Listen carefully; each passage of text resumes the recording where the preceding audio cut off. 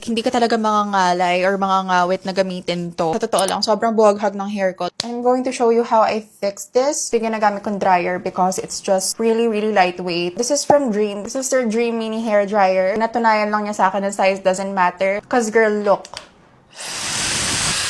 Okay, tama na. It has a lot of modes. And cold, may warm, there's hot, there's cycle. And girl, what I like about this is sobrang gaan niya. Hindi ka talaga mangangawit gamitin siya. I just finished my makeup. It looks so fresh. Kakanto 10. And this is what my hair looks like. I'm also aware of the heat damage and everything. Good thing this has a sensor which keeps the temperature just right para hindi ma-damage yung hair ko. That's why my hair still looks healthy even if I dry it every day. She's also very, very lightweight. You really have to take care of your hair para naman mukha ka namang presentable sa Pasko. Hindi puro ribbon, girl. Try to do something para mag-improve yung hair mo, diba? That's it for my hair routine. I hope this helped. Bye!